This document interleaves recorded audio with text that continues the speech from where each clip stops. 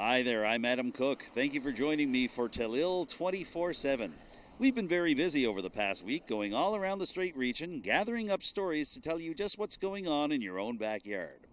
Coming up, we've got an update on the controversy that came out of Richmond Municipal Council when they decided not to sponsor candidates for a female municipal election training school. Also, we'll tell you a little bit about some big happenings on Reeve Street in the town of Port Hawkesbury, and we'll tell you why assessment concerns in the town of Mulgrave might just affect you and your family as well. But we begin this week's show with healthcare, and more specifically, the difficult process of attracting new doctors to the Strait area, and once they're here, trying to figure out how to keep them here. Well, there's a new committee set up to do just that. It's called South Cape Breton Recruiting for Health. It's made up of the town of Port Hawkesbury, Richmond Municipal Council, the Cape Breton Partnership, the Strait Area Chamber of Commerce, and stakeholders from the local healthcare scene across our region, including the Strait Richmond Hospital in Evanston, St. Anne's Community and Nursing Care Centre in Arishat, and the Dr. Kingston Memorial Community Health Centre in Lordways. Together, they're hoping to bring new doctors to the area. And just recently, the committee reported some success when it welcomed 6 potential doctors that might be interested in relocating to Atlantic Canada once their training is finished. They spent some time in Port Hawkesbury just last weekend. Here is Town Councillor Trevor Boudreau, the chair of the South Cape Breton Recruiting for Health Committee, to tell us more. So a lot of the physicians had young children, and they really wanted to see the schools. French immersion was a big thing for 5 of the 6 physicians, and so it was wonderful. We had the vice principal at Tamarack take us on a tour and talk a little bit about the program and the numbers of students in classes and what they have to offer. And then when we were at Sarek, the vice principal was there as well and was able to really give us a great tour of not only the school part of it, but really that's a community hub as well. So we have our auditorium, our pool, our library, all of those things are in there, and they were amazed that the community could use these things. It's not just a school thing. So then it became, well, I can go swimming or I can go play basketball in the evenings on Wednesday night, or so they were really impressed with that. We were able to see a few other things as to what was important, like being outdoors and hiking, and so we were able to provide them with things from Destination Cape Breton and showing them what Cape Breton has to offer as well, because I mean, what better place to live than Cape Breton Island? All of our visiting physicians and their spouses were just in awe of the beauty of the waterfront, and despite the fact that it was winter, they still took probably several hundred pictures, and so they were really interested in that aspect of our town, because it's we have so much here in the town of Port Hawkesbury to offer, and it was a wonderful opportunity to show and demonstrate how great Port Hawkesbury is as a place to live, work, and play. The 6 visitors to Port Hawkesbury earlier in March, 5 from Nigeria and the other from the Czech Republic, were here courtesy of Nova Scotia's Practice Ready Assessment Program, or PRAP. It's a program that ensures that international medical graduates who want to practice family medicine in Nova Scotia have the appropriate clinical skills and knowledge to provide quality patient care. Now, when asked whether municipal units like Port Hawkesbury should be doing the legwork in terms of showing off their communities to physicians, as opposed to the Nova Scotia Health Authority or the Provincial Department of Health, Councillor Boudreau suggested that this is truly a team effort, and it will take the efforts of both the municipal units themselves and the Provincial Department of Health to be able to show physicians just why they should move to places like Port Hawkesbury. Rural Nova Scotia, rural Canada has a healthcare issue.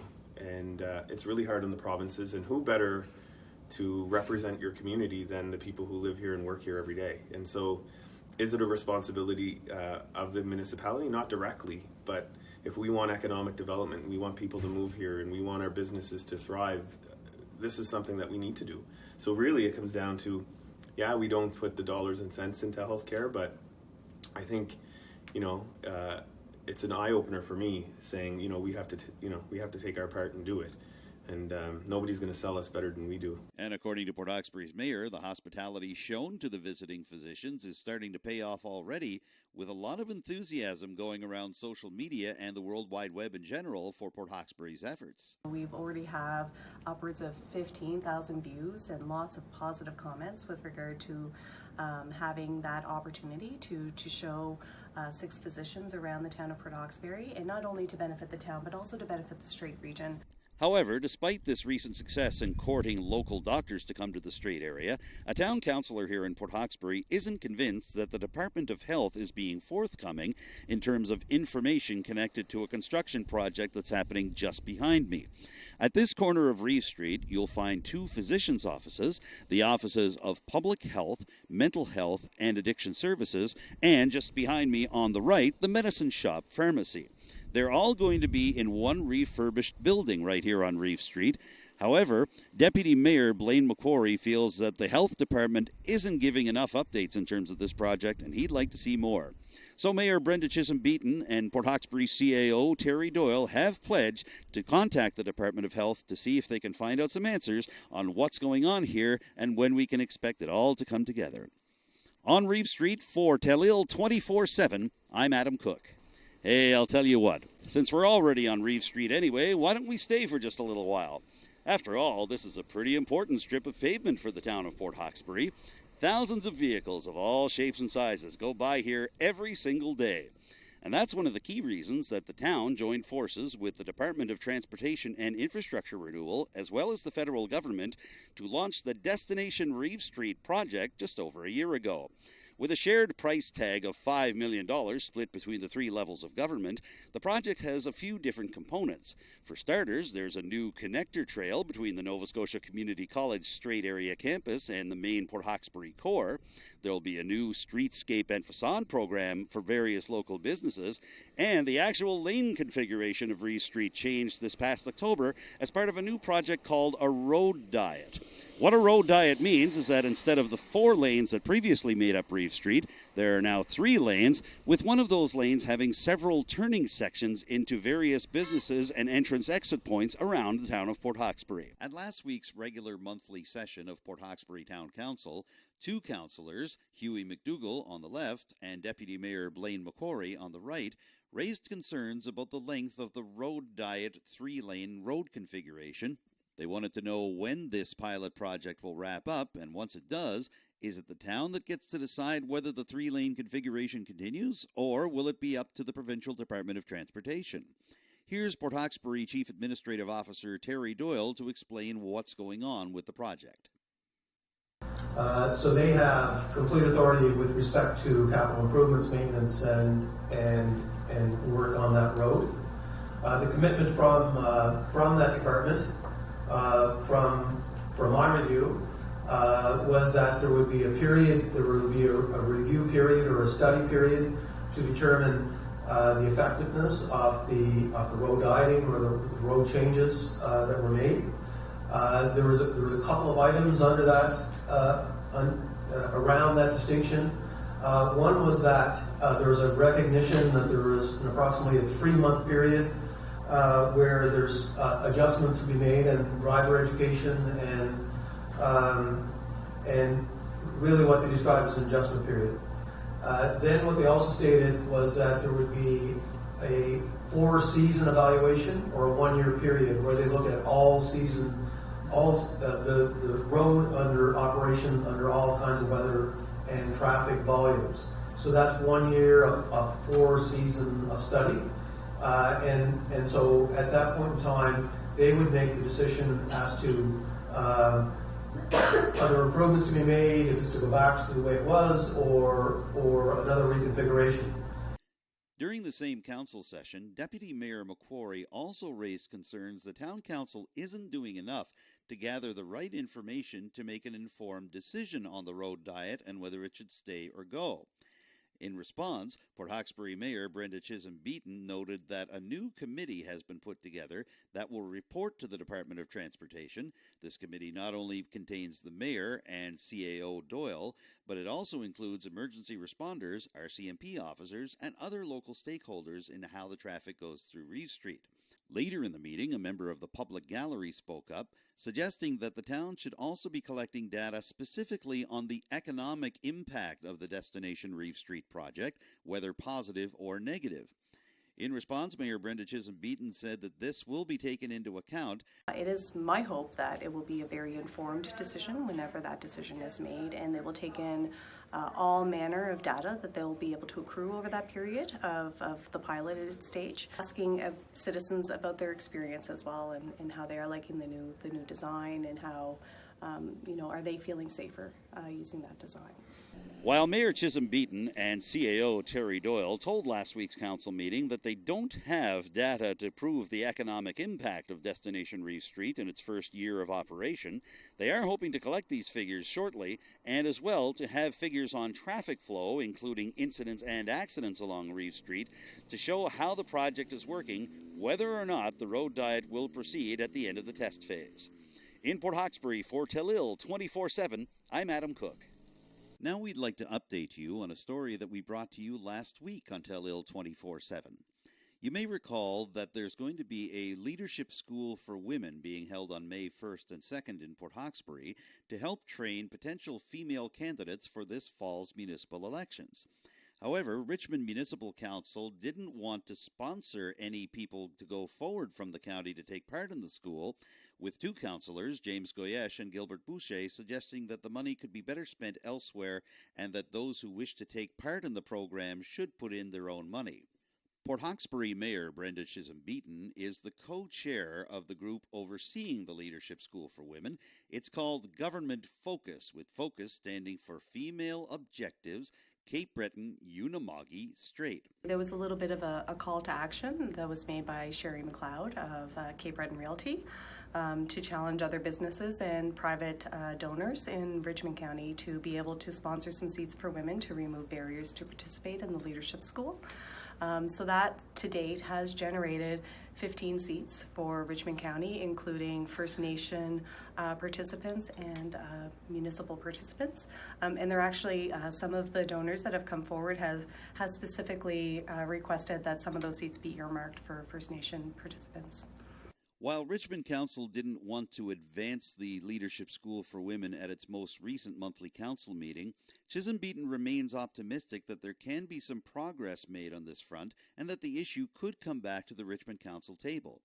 And among those she plans to reach out to in the coming days are the one councillor that did not make an appearance at that particular Richmond Council meeting, Jason McLean, the representative for District 5. I did have some discussions with Councillor McLean, and I do feel that he would like to have the opportunity to talk about the Leadership School. So that's why I'm hoping that it will be able to have another discussion at Richmond County Council.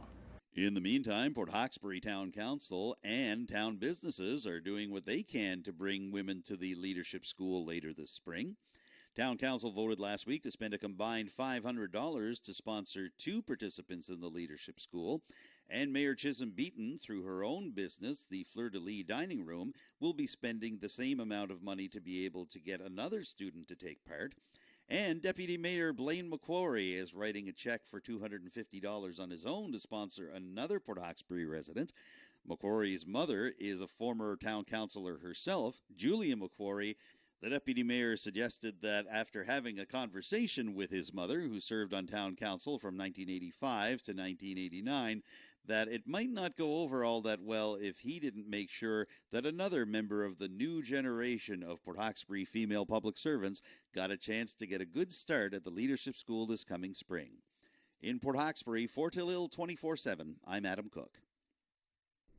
Welcome to Mulgrave.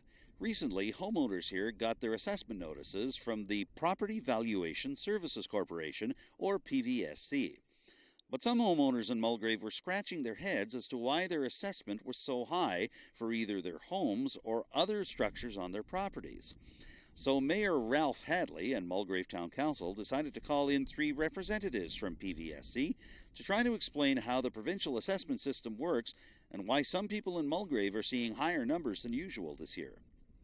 When 3 PVSC representatives appeared before Mulgrave Town Council on the evening of Monday, March the 2nd, they got an earful from a lot of people in the gallery, as well as representatives of Town Council themselves, on supposed inconsistencies in the assessment cap program for Nova Scotia residents. And even Mayor Ralph Hadley himself had some things to say about this. He pointed out that he owns 2 adjacent properties, one with a home on the property and the other with a garage on the property. But he pointed out that the assessment cap for this year applied to his garage, but not to his house. And Mayor Hadley feels that a lot of inconsistencies like this exist around the town of Mulgrave, and that residents here simply aren't getting a fair shake from the PVSC. At the same town council meeting, PVSC officials raised the ire of both residents and council members by suggesting that assessment for a given Nova Scotia community is based on assessment in other areas that are adjacent to the community in question. For the town of Mulgrave, this would mean Port Hawkesbury. However, Mayor Hadley and several others pointed out that Port Hawkesbury has over 4 times the population of Mulgrave and several more services than are available in a town Mulgrave's size. And then there's the issue of how assessment rates set provincially affect the tax rates set locally by towns and municipalities around Nova Scotia. Here in Mulgrave, Town Council has refused to raise the residential tax rate for the past 12 years beyond its level of $1.78 per $100 of commercial assessment. That's one of the highest tax rates in the province, but town councillors here have refused to raise it for fear of causing more problem for local residents.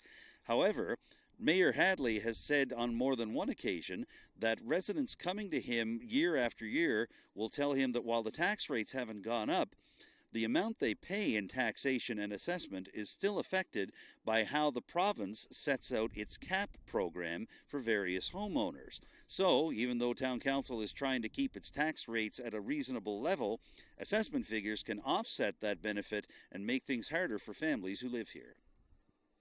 Another issue in terms of assessment raised by Mayor Hadley and by Town Council is that there isn't a lot of commercial development that can be assessed here in the town of Mulgrave, making it unfair to put caps on residential assessments based on what the town actually has in terms of commercial development. For example, just over my shoulder you'll see Mulgrave's Nova Scotia Liquor Commission outlet. That's one of only 3 commercial assessment accounts with the town of Mulgrave. The other 2 are the Strait of Canso Superport Corporation and DSM, which is the fish oil extraction plant formerly known as Ocean Nutrition. By contrast, the convenience store on the other side of the NSLC outlet, Kay's Cash and Carry, recently closed its doors, meaning Mulgrave doesn't have a grocery store, convenience store, or supermarket of any sort. There's no gas station here. The town's school closed down 3 years ago, and there's no banking option here after East Coast Credit Union shut down its automatic teller machine following the closure of the branch just a few years ago. So with less and less to offer in the town of Mulgrave, Mayor Hadley feels that the PVSC isn't calculating assessment properly because it's not taking the town's unique situation into effect. So if Mulgrave residents and town officials don't feel that their properties are being properly assessed, what can they do? Well, the PVSC representatives in attendance at the March 2nd Mulgrave Town Council meeting pointed out that they don't have anything to do with the assessment cap, nor do they have anything to do with one of the guiding factors in setting the assessment figures for Nova Scotia, the Consumer Price Index. That's set nationally and applies all across Canada. However, after the meeting, I asked Mayor Ralph Hadley whether he felt that there could be changes made at the provincial level and whether it was worth contacting the area's MLA, Lloyd Hines, to try to figure something out. Hadley told us that he feels that it is worthwhile to speak to Hines, who is not only the MLA for Guysborough Eastern Shore Tracadie, but is also a member of Premier Stephen McNeil's cabinet and could have some leverage to be able to make some changes at the way assessment is carried out, not only in Mulgrave, but all the way across Nova Scotia. In Mulgrave, for Telile 24/7, I'm Adam Cook. This is Sunset Manor. It's a low-income seniors housing complex that's located directly across from the Port Hawkesbury nursing home. In recent weeks, there have been concerns and complaints coming from residents here about the overall cleanliness and healthiness of the facility. And those concerns reached the table at Port Hawkesbury Town Council during its regular monthly meeting just last week. Last week's regular monthly meeting of Port Hawkesbury Town Council included reports from 3 different councillors on the state of Sunset Manor following site visits to the facility. Deputy Mayor Blaine McCory said he was concerned with the condition of appliances in the facility, as well as the presence of mold and silverfish in the area. Councillors Huey McDougall and Trevor Boudreau also reported everything from inoperable appliances to poor condition of carpeting at Sunset Manor. And Mayor Brenda Chisholm-Beaton told reporters after the meeting that she wasn't impressed with what she saw when she visited Sunset Manor as well. I have gone to Sunset Manor and talked to concerned citizens living there, and had the opportunity to have some of the residents at Sunset Manor take me around the facility to show me some of the challenges, the long-standing challenges that they're having with regard to some of their common living spaces, some of the actual issues happening within their apartments, their living residences, as well as some of the issues that are occurring in and around the property as well. Given the things that he and his fellow members of Town Council have seen during their visits to Sunset Manor, Councillor Trevor Boudreau told last week's council session at the Port Hawkesbury Civic Centre that he wants action, not just a standard letter in response. I'd really like to see how they're going to implement some of these strategies or justify why they're not doing them. Because some of this is a bit concerning, not a little bit concerning, substantial. So I thank the others for inviting me, and so I want to see a bit more than a response saying, we hear your concerns. I want to see some strategy into it and how they're going to implement it, or give us an idea of why they're not doing it. As a result of the concerns brought forward to Town Council, as well as those experienced firsthand by Town Councillors and the Mayor to their sites visits to Sunset Manor, Council has voted to send letters of complaint to the Deputy Minister of the Nova Scotia Department of Municipal Affairs and Housing, Nancy McLean, as well as officials with the Cape Breton Island Housing Authority. Council officials are also promising that the identities of those who first came forward with concerns about Sunset Manor will be protected. The town of Port Hawkesbury is very, very familiar with confidentiality and anonymity when it comes to some issues that are brought forward to us, particularly when it's coming from citizens of vulnerable populations. So we will most definitely exercise confidentiality and anonymity when we are writing that letter to the Housing Commission. With their anonymity guaranteed to be protected, Mayor Chisholm-Beaton and town councillors are hoping that they'll be able to have some answers for the residents of Sunset Manor within the coming days and weeks. From Port Hawkesbury for Telile 24/7, I'm Adam Cook. Just behind me is the fitness center for the Port Hawkesbury Civic Centre. It's a busy place these days, especially considering that the Cape Breton YMCA actually left the facility during the last week of February. But shortly after that, a new era of ownership for the town of Port Hawkesbury kicked into high gear. And as you'll hear from the mayor of Port Hawkesbury, Brenda Chisholm-Beaton, and several officials with town council, so many people are signing up for the new Fit Pass program here at the new town-run fitness center, it's getting hard for the town to keep up. Town council held an open house at the Civic Center's fitness center facility on March the 1st. During that 4-hour period, on a stormy Sunday, 65 town residents and folks from the surrounding communities signed up for the town's new Fit Pass program, which will allow people access not only to the fitness center, but other town recreational facilities. And Mayor Brenda Chisholm-Beaton is excited to see that number jumped from 65 to 150 just 2 days after the open house. So there's certainly been a lot of great energy that has been expressed from citizens who are here and have already joined. So 150 memberships in 2 days, I think, is a testament of that excitement. And we hope that membership will grow and that the fitness of all of our citizens in the town of Port Hawkesbury, as well as the Strait area, will grow as well, because healthy citizens make for healthy communities. Now, town officials are hoping that the Fit Pass program that they've launched as part of the reboot of the fitness center will also encourage Port Hawkesbury residents and those from surrounding communities to use different recreational facilities around the town. For example, Mayor Brenda Chisholm-Beaton is hoping that the Strait area pool, seen just behind me at the Sarek High School site, will see more people in the water. As well, she's hoping to see more people out for public skates, figure skating, and hockey at the Veterans Memorial Arena inside the Civic Center, as well as an increase on everything from basketball to tennis to pickleball at the town's various outdoor facilities. And at the end of the day, it's about how do we create some value around the fitness facility that will allow for the use of the pool, the use of the rink, in a way that is going to encourage participation. With the new era of town ownership of the fitness center already underway and the Cape Breton YMCA having packed up and left the facility, the focus now becomes whether Town Council can continue to operate the facility on its own or whether it needs to bring private partners in. Mayor Chisholm Beaton suggested that the next 6 months are going to be critical to determining whether or not the town can continue to operate the facility on its own. I think that we would have to look and see what those numbers, like what kind of story those numbers tell. And again, it would be a discussion that would need to take place with regard to town council and senior staff, and as well as talking to citizens. So if citizens are really happy with the program and the numbers are working, and with all things equal, I think it would be a conversation that we would need to have. And that doesn't mean that we still can't engage with the private sector that may be interested in running this facility.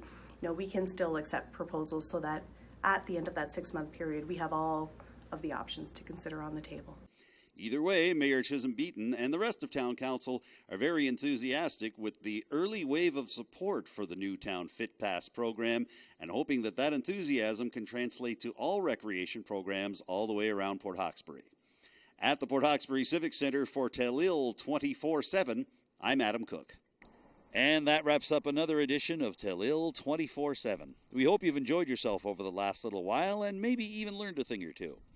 We always love to hear your thoughts and comments about the show, as well as suggestions about future stories or interviews that we could do for Telile 24/7. So why don't you get in touch with us? There are many ways you can do that. You can email me directly. My address is adam@telile.tv. You can also phone Telile with your ideas. The area code is 902 and the number is 226-1928. And you can follow Telile on our various social media networks. We're on Facebook, Twitter, Instagram, and YouTube. And you can see full episodes of Telile 24/7 and several other programs that we do on our YouTube channel.